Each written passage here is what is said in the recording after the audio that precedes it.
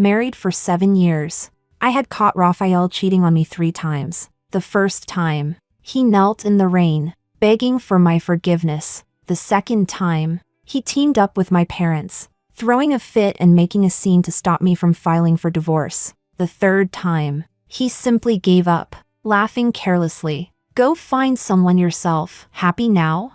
Happy, oh. I was very satisfied. It was only after I truly tried it myself that I finally understood him. The taste of youth, fresh and intoxicating, was indeed wonderful. But Raphael regretted it. Chapter 1. On my 29th birthday, I was the only one in the empty house. Raphael, who had promised he would rush back to celebrate with me, texted me 2 minutes ago. Something came up last minute. I can't make it back. I'll make it up to you tomorrow. Just minutes apart. Right after that, his secretary Selena posted a story clearly meant for me to see. A hotel towering hundreds of floors above the city. The entire skyline spread out beneath it. In the bathtub in front of the floor-to-ceiling window, 2 hands covered in thick bubbles were intertwined. The intimate atmosphere was undeniable. The mark left by a removed wedding ring hadn't even fully faded yet. I recognized Raphael's hand immediately. The ridiculous thing was, I felt nothing at all. After all,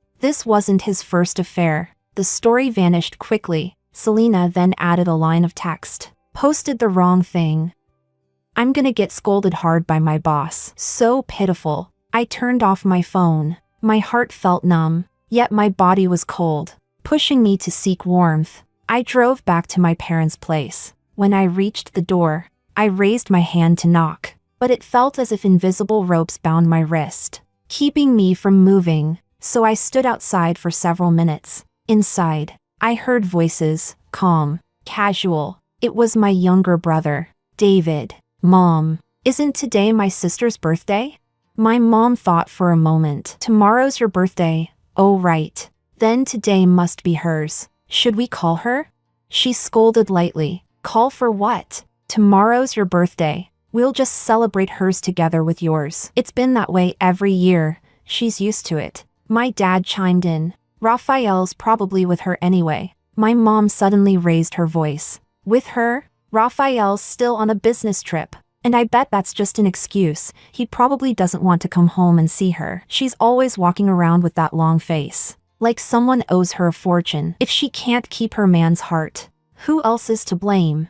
And besides, Raphael is a big boss now. What big boss doesn't fool around a little? It's normal. The fact that he didn't abandon his first wife after becoming successful and still promised she'd remain the lady of the house, she should be grateful. Just turn a blind eye and let it go. Who can stand her arguing with Raphael every day?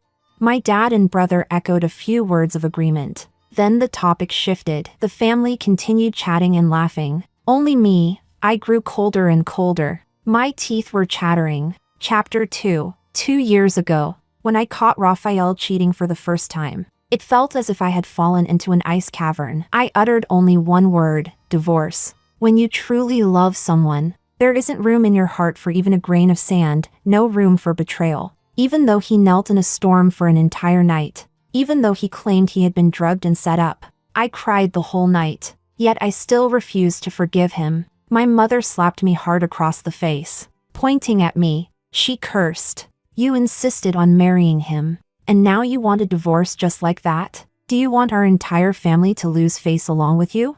Seeing my stunned expression, she softened her tone to coax me. Raphael was tricked by that shameless woman. Just give him another chance. Let it go. For a month, Raphael apologized every day, begging for reconciliation. I finally relented, but I couldn't bring myself to share a bed with him again. I simply couldn't get past that line in my heart. When Raphael saw how I had wasted away into a skin and bone shell, like a soulless walking corpse, he was so distressed that he cried. He wrote a guarantee letter, updated me on his schedule every day, and tended to me with meticulous care. But in less than half a year, I caught him cheating again with his secretary. He said he'd been drunk and had mistaken her for me. I simply looked at him in silence, until he became embarrassed and angry, slamming the door on his way out. Raphael didn't ask for my forgiveness this time. He calmly told my parents everything, knowing full well they would go to war on his behalf. My mother scolded me.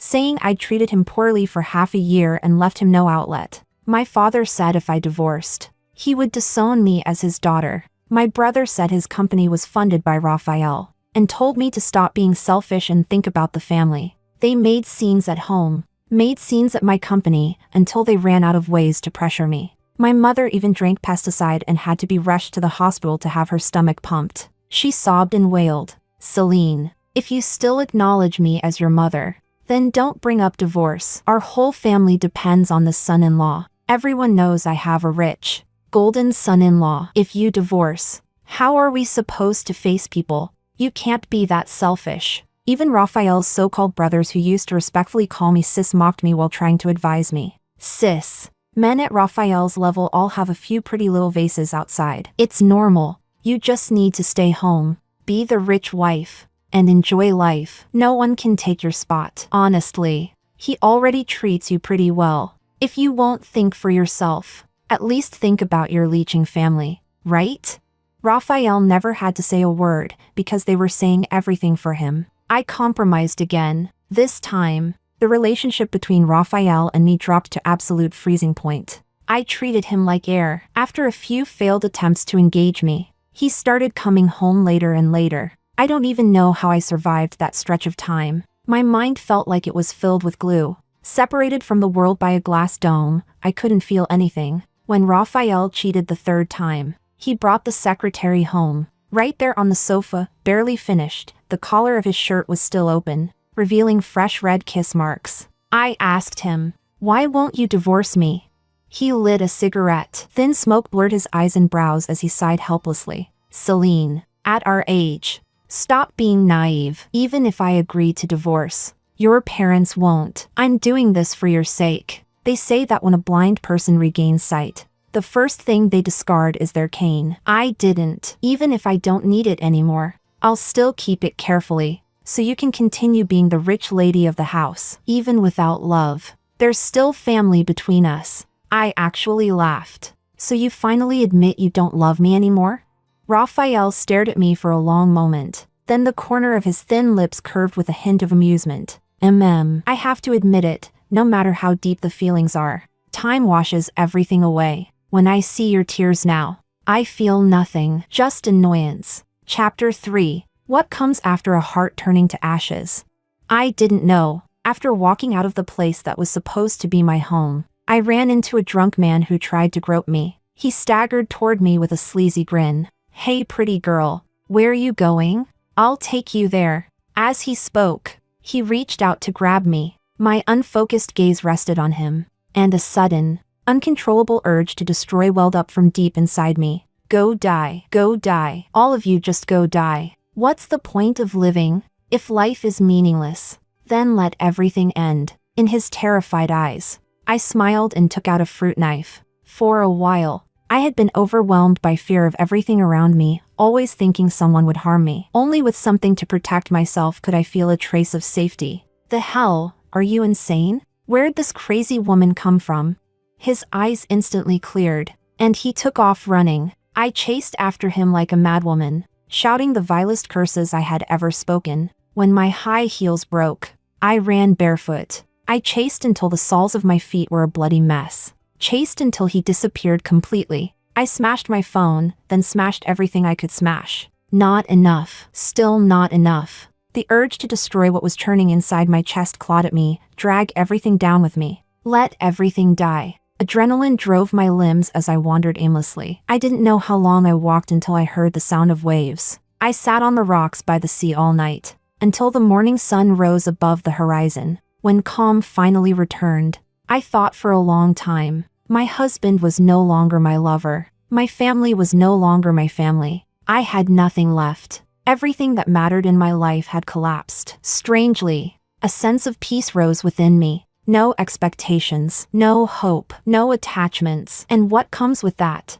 A kind of freedom. If the sky had already fallen, how could things get worse than this? If I couldn't fight it, then I might as well join it. If I was treated like an outsider, then I would blend right in. I felt as though I heard the sound of my soul shattering, only to reassemble into something new. Leaving my emotions stripped away, everything became insignificant. Chapter 4. When I opened the door to the house, Raphael and Selena were flirting on the couch. The housekeeper pushing me inside looked awkward. "Sir, Madam is home." Raphael glanced over casually, then froze. "What happened to your leg?" My voice was calm. "My heel broke. Glass cut me." Selena pouted delicately. "Celine, I'm just saying, you're a grown woman. Why pull a disappearing act and make the boss worry all night? He didn't even sleep well." She shot Raphael a coy glance, clearly implying something. Raphael didn't speak. He gave her a warning look. Though still indulgent, Selena stuck out her tongue playfully. I smiled. "That's why. These heels were such bad quality. Not only did I fall, but my phone broke too. Really should have chosen better ones. So please help me order the latest spring-summer limited editions from those luxury brands. Price isn't a problem. My husband has plenty of money." Selena's expression stiffened. She tugged lightly at Raphael's sleeve, only to realize he was watching me with a thoughtful expression. "It's my birthday. You're not willing to help with something this small?"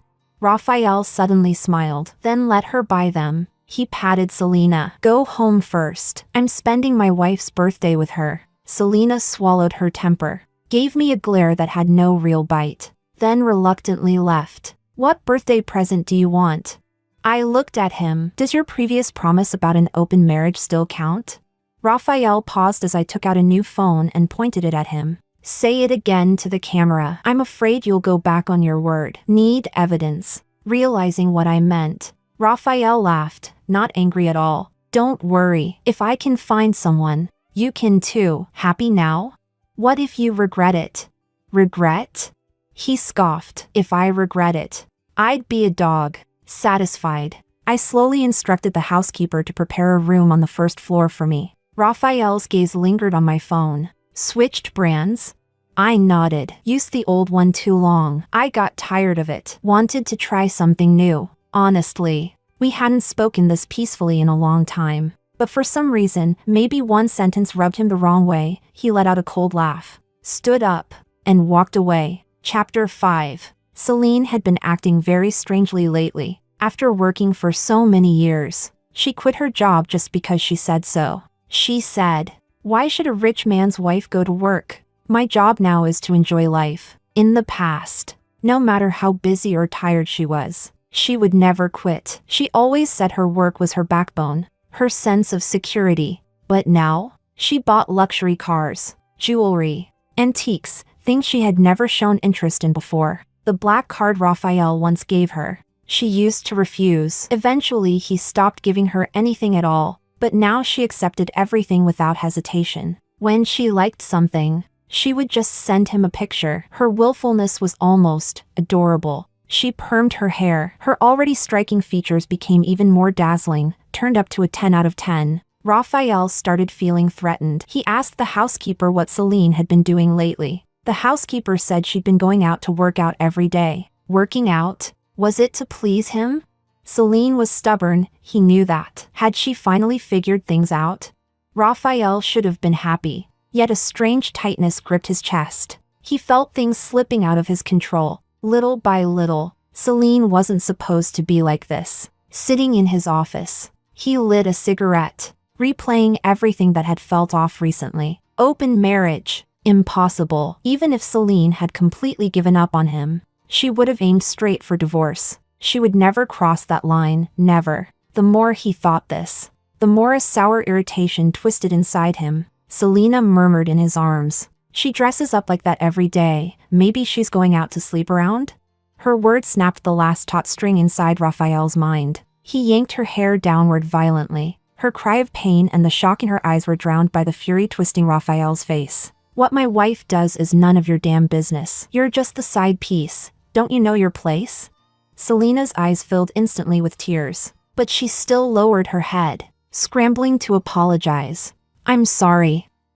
I was wrong." But Raphael had already lost interest. He grabbed his clothes and left. Coincidentally, he had a one-week business trip to Sioux City. On an impulse, he went to a temple they had visited right after getting married. There was a large banyan tree inside, its branches full of red marriage ribbons. Raphael spent a long time searching before finally finding theirs. The color was almost completely faded, but he recognized her handwriting immediately. Celine and Raphael will love each other for a lifetime. His eyelids suddenly stung, and a slow, sour ache spread through him. Raphael felt an overwhelming urge to go home to see Celine. But when he opened the door, all he saw were clothes strewn across the floor. From Celine's room came her lazy, teasing laughter. "Stop messing around. Fernando, carry me to the shower." He froze on the spot. Chapter 6. When I opened the door, I had only a bath towel wrapped around me. Fernando let out a dramatic ah,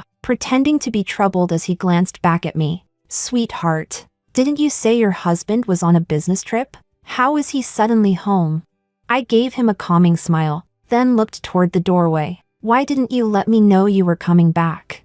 Raphael stood utterly still, like a stone statue. The dazed look in his eyes was painfully obvious, as if he had never imagined he would see something like this in his lifetime. A few seconds later, he finally snapped out of it. Exploding in rage, he swung a fist toward Fernando. Thankfully, Fernando had mentally prepared himself from the first day we were together. He made sure to work out consistently to avoid being beaten by my husband. He sidestepped effortlessly, his tone lazy. "Take it easy. If you injure me, your wife will feel bad. You really don't know how to behave." I couldn't help but laugh. "Fernando, go on ahead. My husband probably has something to discuss with me. See you next time." He scooped his clothes off the floor and, right in front of Raphael, hooked a hand under my chin and kissed me deeply. "Sweetheart, don't make me wait too long." I smiled and nodded. Watching him leave, I had just straightened up when pain shot through my wrist. Someone yanked me hard, dragging me into the bathroom. Raphael's eyes were bloodshot with fury. He tore off my towel and shoved me into the bathtub, turning on the water to wash me. I cried out in pain and slapped him across the face, hard. "What the hell is wrong with you?" The slap knocked his head to the side, and reason finally began returning to him. Raphael's jaw tightened as he stared at me. "Celine, how dare you betray me?" I frowned. "Raphael, are you pretending to have amnesia? On the day we agreed to an open marriage, you swore you wouldn't regret it. So what are you doing now?" Water trickled down his face, making him look paler and paler. His thin lips moved slightly. "That's because you were certain I'd never cross that line. You were certain I'd swallow my pain and suffer in silence. Isn't that right?" I stretched my arms along the edge of the bathtub, openly showing the marks on my body. Raphael immediately turned his head away as if the sight burned his eyes. His clenched fists turned bone-white, trembling faintly. I chuckled softly. "You really are pathetic." Chapter 7. After that unpleasant fallout, Raphael retaliated against me by directly bringing Selena back home. The housekeeper went from initial shock to pretending she couldn't hear anything.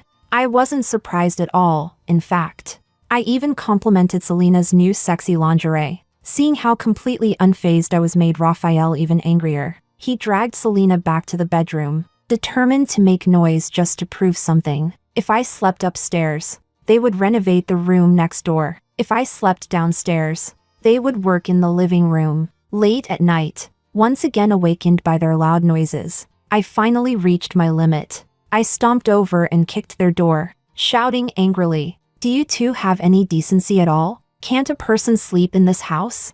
The door opened quickly. Raphael stood there with his upper body covered in scratch marks, a smirk tugging at his lips. "You said you didn't care. What's this now?" I forced down the fire inside me. "I don't care what you do, where you do it, or in what position, but I do hope you could be quieter when other people in this house need to rest. Is that really such a difficult request?" Raphael lowered his head and stared at me for a long moment, as if looking for even the tiniest trace of jealousy on my face. After a silent standoff, he gave a bored curl of his lips. "Sorry, can't do that." Selena also came out, wrapping herself in a nightgown. She leaned limply against Raphael. "Sorry." I tried to tell him, but he never listens. "Well, it is his house. Celine, just bear with it." I blinked. She was right. Without saying another word, I turned around and went back to my room. Half an hour later, I rolled my suitcase out the front door. Raphael's veins popped at his temple when he saw Fernando standing in the living room, waiting. As we passed by, Raphael grabbed my wrist. "Celine, where are you going?" I yanked my hand away in disgust. to somewhere people can sleep. Is that enough for you? Satisfied now? Raphael blocked my way, his voice losing control. You're not allowed to leave. Fernando elbowed him aside. Move. Don't squeeze my sweetheart. If you don't feel bad hurting her, I do. Raphael grunted as he was knocked into the wall. Selena rushed out to help him, but he shoved her away. From beginning to end, his eyes stayed fixed on my face, and in them I saw shock and confusion. I didn't look back as I left with Fernando. When the house is quiet again, I'll come back. Chapter 8. Fernando drove me to one of the properties under my name. He made himself at home, holding me tightly as if he belonged there. You barely looked for me after your husband came home. What am I to you?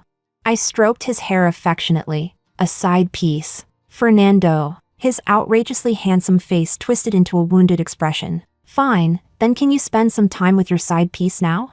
He asked, but his hands were already sliding skillfully under my clothes. I was speechless. It was hard to match this version of him with the cold, sharp-tongued man I met 2 months ago. My first encounter with Fernando had been anything but dignified. After catching Raphael cheating yet again, my mother pretended to scold him in front of me, only to reveal her real intentions afterward. She blamed me for not being able to keep his heart, mocked my hairstyle, my figure, my personality, tore me down until nothing was left. Then she told me to dress up and please Raphael. I threw up right in front of her. My throat burned like it was on fire, my stomach rolling with nausea. The funniest thing was, my mom thought I was pregnant. She dragged me excitedly to the hospital, only to hear it was just gastroenteritis. She left muttering in disappointment. I stumbled out of the hospital, walking like a soulless corpse. I didn't know how long I walked before a business card was suddenly held out in front of me. Interested in fitness training? The word fitness stabbed straight into my nerves. I snapped. I broke down completely. So you think I should work out to please a cheating husband? You think he keeps cheating because I'm not pretty or my body isn't good enough? You think it's my fault? Is that it? People on the street stopped to watch my pathetic scene. In that moment, I felt utterly helpless. I apologized to him in a hurry, grabbed the business card, and walked away quickly. Behind me came his clear, steady voice. You're fine. Your husband's cheating isn't your fault. He made a solemn vow at the wedding and failed to honor it. That's his failure. And fitness isn't about pleasing anyone, it's about feeling what it's like to shape and control your own body. I wiped my tears haphazardly and walked faster. I sat by the river for a long time that day. When I finally turned around, a tall silhouette was standing behind me. We were strangers, yet he stayed there for a long time, afraid I might do something to myself. Later, I went to that gym and bought their highest tier membership. Naturally, he became my personal trainer. And that's how I learned his name, Fernando. Chapter 9. Fernando was extremely handsome, and countless gym members tried to flirt with him every day. But aside from work, he kept everyone at arm's length, let alone a married woman like me. Still, I'm a very patient person. Back in university, Raphael had been dirt poor, but he was handsome, ambitious, and carried a kind of ascetic aura that attracted many wealthy girls to confess to him. He rejected every single one of them without hesitation. That was when I realized someone from an ordinary family like me actually had more in common with him. I stuck close to him every day, showing my affection yet deliberately never confessing, leaving him no chance to turn me down. After 2 years, the girls chasing him came and went, but I stayed right there. Raphael finally softened. The turning point was when his mother collapsed from illness. I went with him to the hospital and helped take care of her for half a month. Raphael kissed me first and said he would never let me down for the rest of his life. Looking back now, that promise was complete bullshit. But objectively speaking, I do know a thing or two about pursuing hard-to-get men. After adding Fernando on WeChat, I scrolled through all his posts. There were only a few, but the information in them was enough. The songs he shared, the movie stills, the topics he commented on. I spent several days studying all of it. Then, when I went to class again, I brought those things up casually, instant conversation topics. Visibly, he started replying to my messages more and more frequently. During the day, there was occasional physical contact in class. At night, there was a collision of souls. Maybe it's age, or maybe I've simply become more attractive. In less than 2 months, he opened his heart to me. Fernando was a rich second-generation heir. Most of his family's businesses were overseas. His parents had a business marriage. After he was born, they divorced and each found their own lovers outside. A child who never felt loved chose to run away from home. He returned to the country, preferring to be a fitness trainer rather than inherit that cold empire. Ridiculous. Fernando asked me, "Sweetheart, do you think I'm stupid?" I smiled. Pretty stupid. Yes, just like I used to be. You ran away hoping they would come find you, right? But the truth is, they'll forget about you quickly. The inheritance that should have been yours will go to some outside illegitimate child. When someone doesn't love you, their first reaction to your tears is disgust, not heartbreak. I've been through it. Fernando stared at me, eyes flickering faintly. You must have suffered a lot. My hand slid up to his beautifully sculpted chest. Once you figure it out, not expecting anything from anyone, life gets much easier. Instead of drowning in pain watching others enjoy themselves, why not have some fun for yourself? Right. Speaking of fun, Fernando caught my hand helplessly. You really only want my body, don't you? But speaking of fun, I really do. He didn't finish. Instead, a trail of fine, lingering kisses traveled downward, and through action rather than words, he proved that he could, indeed, make me feel very good. Chapter 10. I hadn't even enjoyed a few carefree days outside before Raphael started acting up again in the middle of the night. A few of his buddies dragged me into a group chat. They sent several videos of him drunk in a club, yelling my name. Classic Raphael, always knowing exactly how to disgust me. Sis, no matter what, you can't just ignore Raphael. He's drinking himself into the hospital. Me, can't his little mistress pick him up? He only wants you to come. I directly sent the video of Raphael swearing he'd never regret the open marriage agreement. No one dared say another word. The group was quickly dissolved. But then my phone rang. Sis, Raphael's drunk. We can't handle him. Can you come?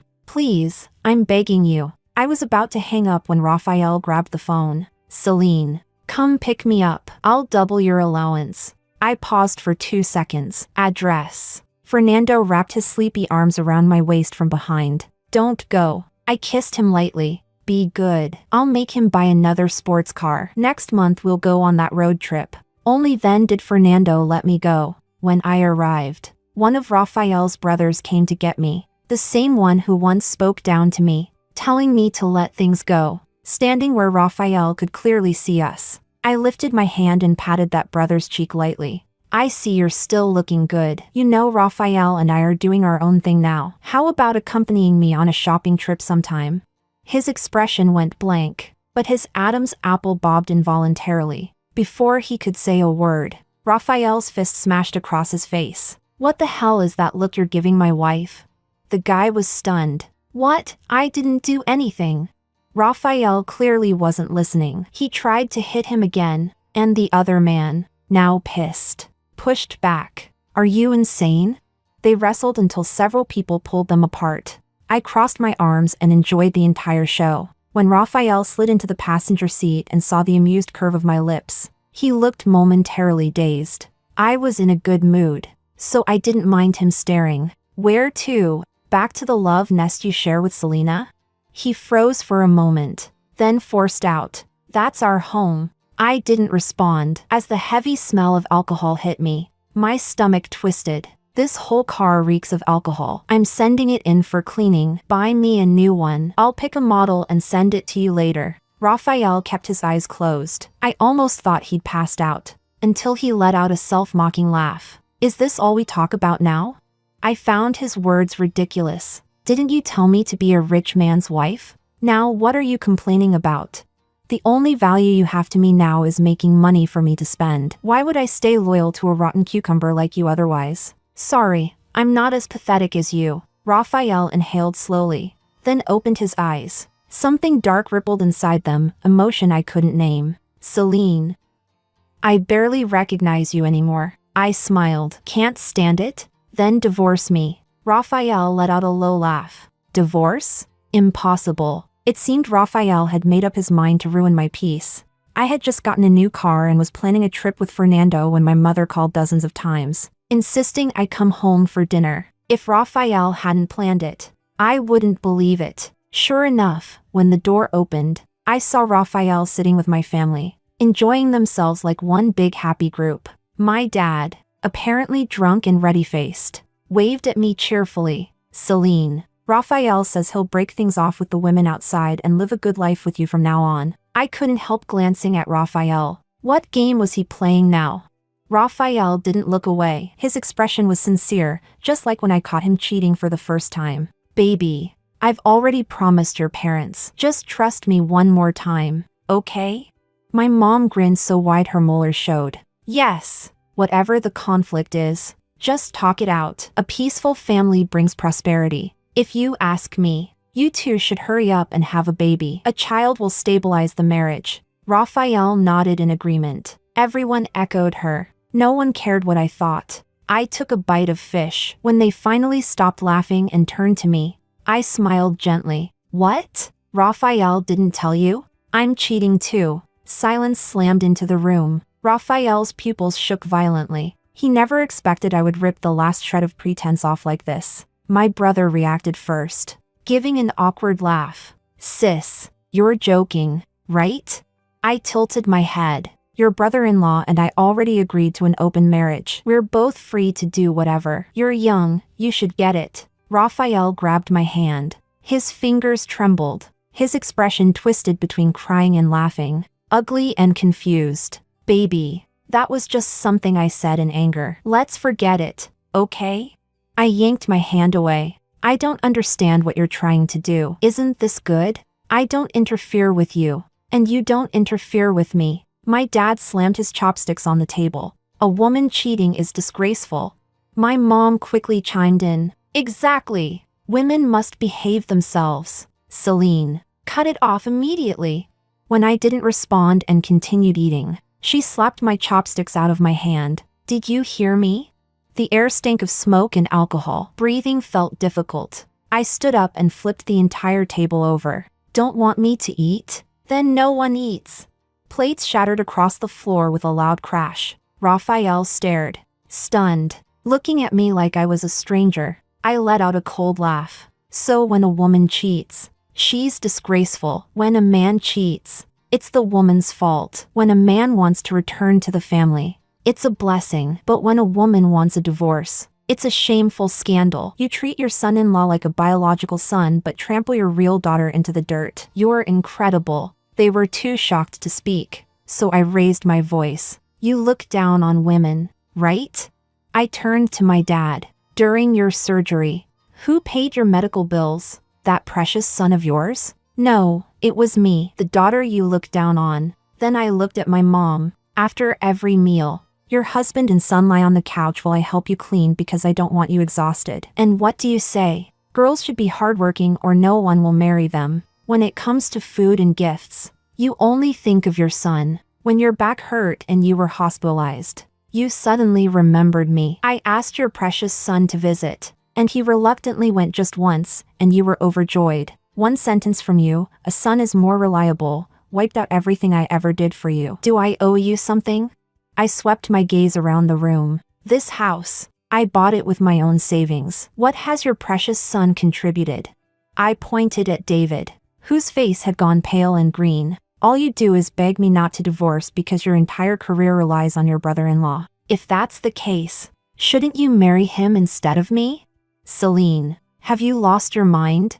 My father lurched toward me to hit me, but Raphael held him back tightly. Raphael stared at me, completely stunned. My family had always been my last emotional weak spot, yet here I was, tearing that illusion apart myself. Lost my mind? Maybe. I turned around, picked up a baseball bat, and smashed it into the TV. "If you look down on women so badly, then stop using a woman's money. Have your wonderful son or your wonderful son-in-law pay for everything." The TV, bought by me, shattered. The fridge, bought by me, smashed. The air conditioner, bought by me, destroyed.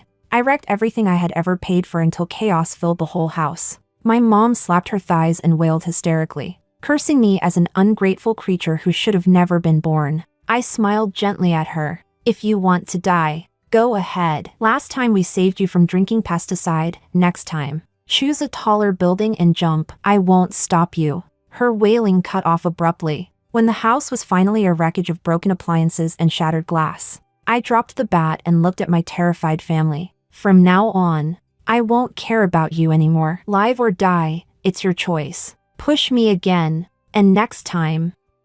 I don't know what kind of madness I'll unleash. Chapter 11. On the way back. Raphael still hadn't recovered from the chaos at my parents' house. His voice carried a rare confusion. Celine, what's been happening to you lately?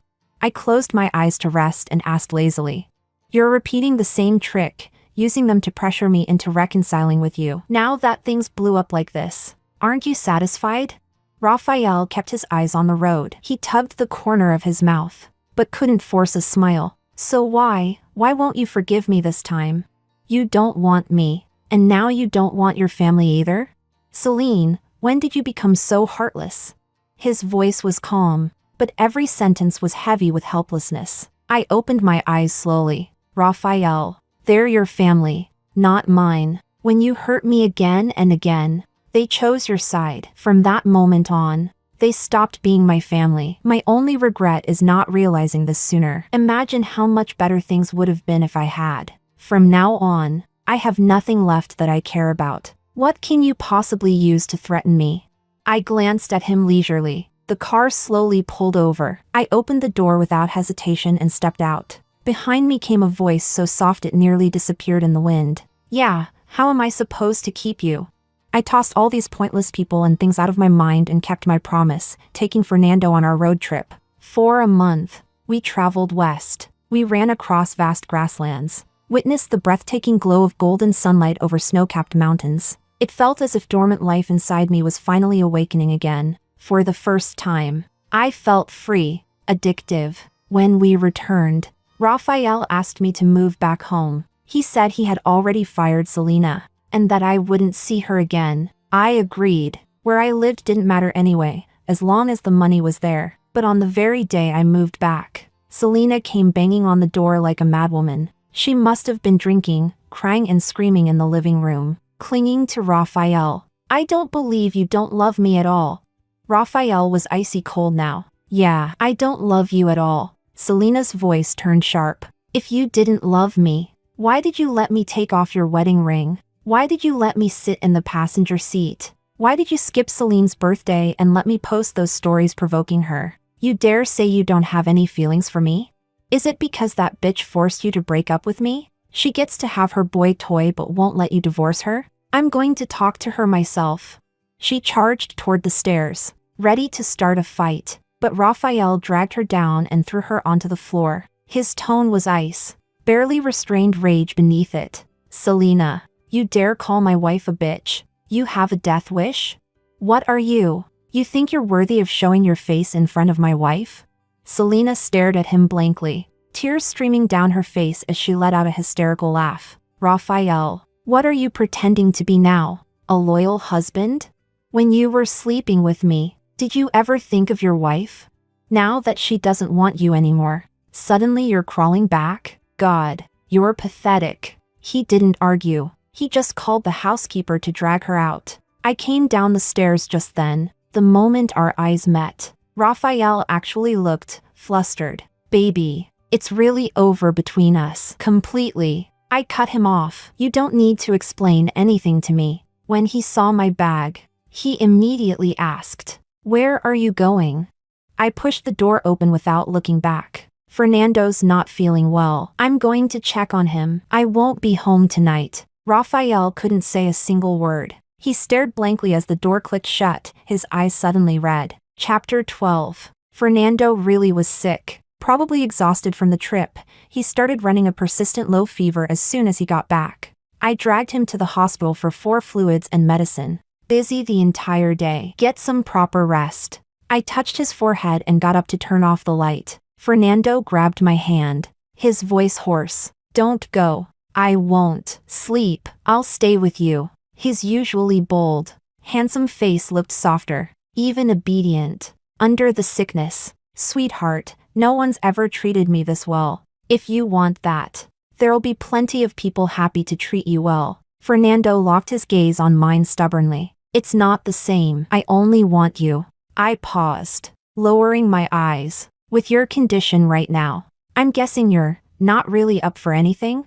Cough, cough. He glared at me, ears turning red. Actually, I still can. Don't you want to try a feverish? I pinched his mouth shut. Stop. I'm not at the level of exploiting sick people. If you don't sleep, I'm leaving. Fernando reluctantly closed his eyes, though his hands still held mine tightly. I let him. The next morning, I made him a pot of century egg and lean pork congee. Fernando wrapped his arms lazily around my waist from behind. You're leaving already? Take care of yourself. I'll come check on you in a couple days. He frowned. So your husband's copying me now? I get sick, and he decides to get sick too? I couldn't help laughing. No helping it, he's the official husband. After all, Fernando bit my collarbone in frustration. I slipped my hand under his shirt, tracing the firm lines beneath the warm skin. So much strength left? Want to go in depth for half an hour? He inhaled softly, eyes darkening as he lifted me onto the kitchen island, dropping to one knee. Half an hour? Not even close. Chapter 13. By the time I returned home, it was almost evening. The housekeeper had called earlier, saying Raphael had a high fever. I couldn't be bothered. Soon after, Raphael himself called, threatening Fernando's job to force me home. The moment I stepped inside, I hurled my bag straight at his face. Raphael, does acting like this every single day entertain you? He didn't move. His tall frame stood there silently. Then his gaze lifted, landing on the bite mark on my collarbone. His pupils trembled visibly. I curled my lips in mockery. Well, what's your drama this time?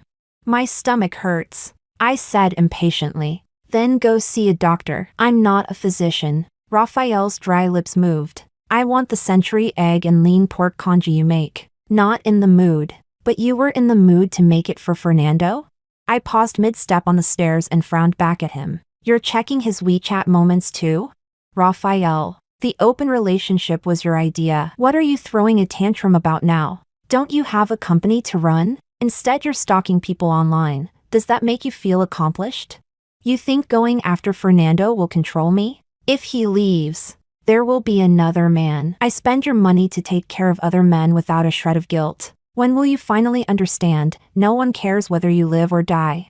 Suddenly, Raphael bent over, clutching his stomach. Cold sweat beaded along his hairline. He looked like he was in excruciating pain. He tried to speak, but he was hurting too much to form a single word. His eyes pleaded desperately. I stared coldly at his pathetic state. Then I made a call to the housekeeper and headed upstairs. Chapter 14. Sometime past midnight, half asleep, I felt someone kissing me. Instinctively, I pushed him away. Fernando, stop messing around. His movements froze, then became even more aggressive. I could barely breathe. The moment clarity hit me, I slapped him hard. Raphael, what the hell is wrong with you? He didn't dodge. Instead, he pressed his face into my palm. I felt something wet. Baby. I was wrong. I really was wrong. Let's just reconcile. No more fights, okay? His voice cracked, desperate to get close to me. His kisses trailed down my neck. Whatever he can do, I can do too. I'll make you feel good, please? Fury surged through me. I grabbed his hair and yanked his head back ruthlessly. You think you're worthy of being compared to Fernando? He's young and clean. You're so filthy that touching you feels like I'll catch an STD. How do you even have the face to say something like that? Raphael broke. One hand covered his eyes as a choked sob escaped him. Then what should I do? Celine? Tell me, what am I supposed to do? I snapped. Go find someone. No one said you couldn't. Raphael clung to me like a drowning man. I won't look for anyone else. Never again, baby. I'm sorry. I really regret it. Please, please give me another chance. I'd had enough. I grabbed him by the hair and dragged him to the bathroom sink. Do you remember what you said before? You said if you ever regretted it, you'd be a dog. Look at yourself now. Don't you look exactly like one? In the mirror, he was thin, pale. his eyes bloodshot and lifeless, nothing like the man he had been months ago. My fingers tightened around his arm, and that's when I realized how terrifyingly thin he'd become. I had meant to shake some sense into him, but he tugged the corner of his lips and, utterly degraded, let out a low, hoarse bark. Celine. I am a dog. I'm trash. I'm an idiot. Hit me. Insult me, whatever makes you happy. I just want you back. We'll return to how we were. I know we will. We have to. He murmured to himself as if trying to convince his own mind. Disgusted. I let go. I had barely pushed him when he collapsed to the floor, completely out of strength. I looked down at him for a long moment, frowning. Raphael, when did you get this weak? Did you actually catch something nasty? If you're sick, go get treated. My quality of life must not drop. This is my only requirement for you. Because aside from making money, you have zero value left. Chapter 15. After tearing everything apart, I stopped going back to that house altogether. Unexpectedly, Raphael didn't try to bother me this time. Instead, it was my mother who started calling, playing the victim, her attitude unusually cautious. My father and brother also contacted me one after another, their tone much better than before. Between the lines, they were hoping I'd go home more often. They had always been like this, favoring sons over daughters, treating David and me completely differently. When his clothes got old, he got new ones. When my clothes got old, they were patched again and again. David always got the chicken leg. I, being a girl with a small appetite, was given the chicken wing. His allowance was refillable.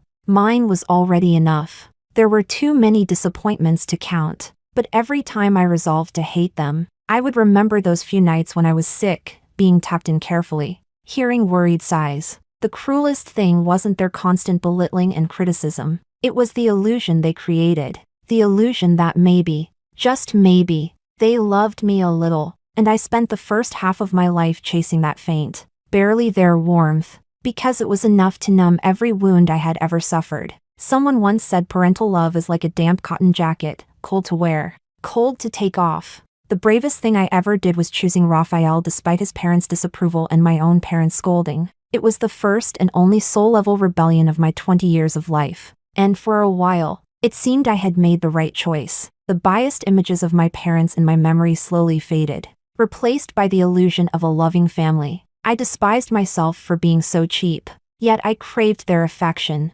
until Raphael's betrayal shattered every illusion. It turned out, all of it was just a dream before my spirit died. At 29, I finally took off that damp cotton jacket. I would never let it suffocate me again. After blocking every single one of them, I slowly exhaled. See?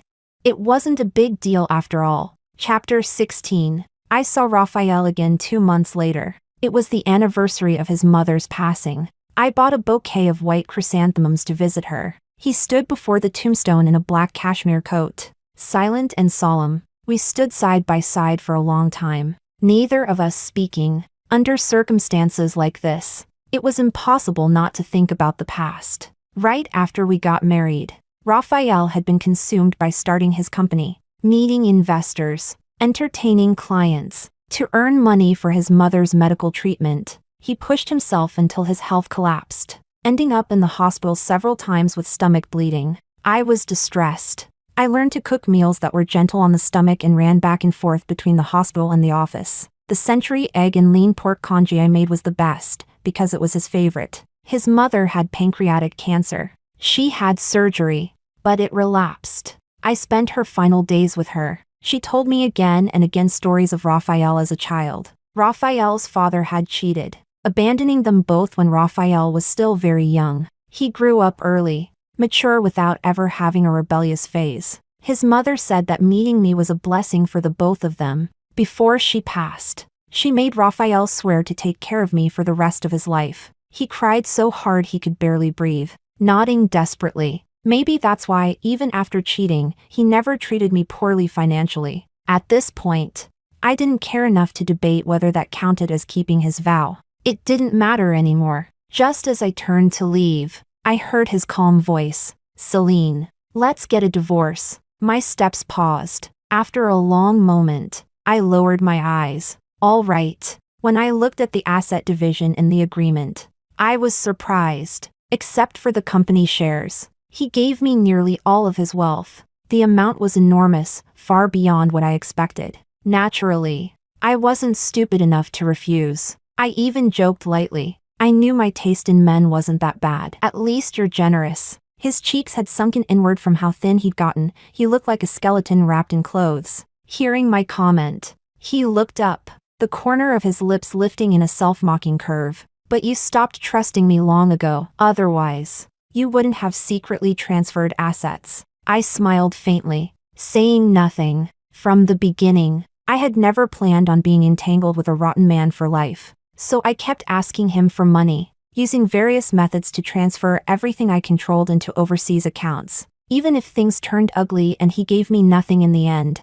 I would still have enough to live freely for the rest of my life. My escape route had been prepared long ago. No one would ever shake me again. Chapter 17. The day we collected our divorce certificates. The weather was uncharacteristically beautiful. Fernando stood beside me, smiling brighter than the sun. Thanks for being sensible, ex-husband. I'll take good care of my sweetheart. Raphael ignored his provocation completely. His lingering gaze traced my face inch by inch, as if memorizing it permanently. I lifted the corner of my lips and nodded at him. Take care. He made a soft sound of acknowledgement, but couldn't stop his eyes from turning red. Celine.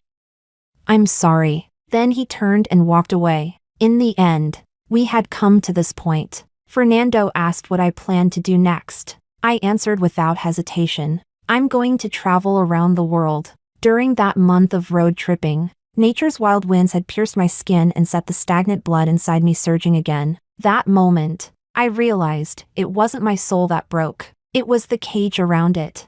I could go anywhere. I was free. And what about you? What will you do next?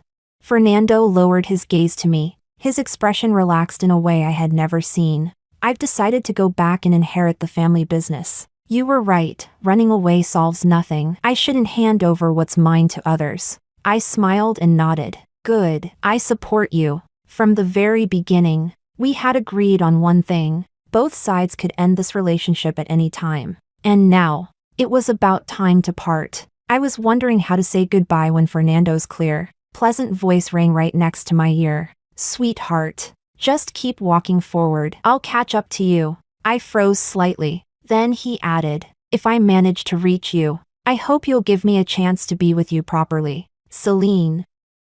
I really like you. There wasn't much to think about. A small smile lifted my lips as I reached out and hugged him. Okay, I wouldn't stop my journey for anyone.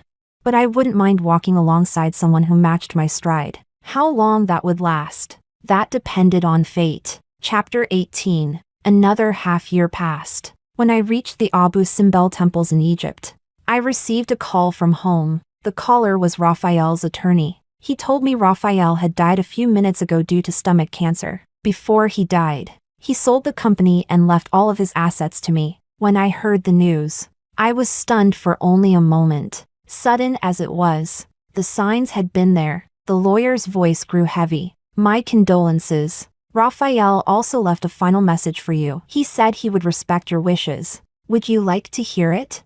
I was silent for a moment. No need. After I hung up, the tour guide Fernando had found for me asked with concern if something urgent had happened and if we needed to pause the trip. I shook my head. It's nothing important. Let's continue. He smiled, nodded, and went on explaining the local history. The scenery before me soon occupied all of my thoughts. It was as if that phone call had merely been some trivial piece of news. Because it truly wasn't important. Only in a passing moment did a line of poetry suddenly surface in my mind. If every encounter in life could remain as beautiful and pure as the first meeting, how could there be the sorrow of fading feelings carried away by the autumn wind?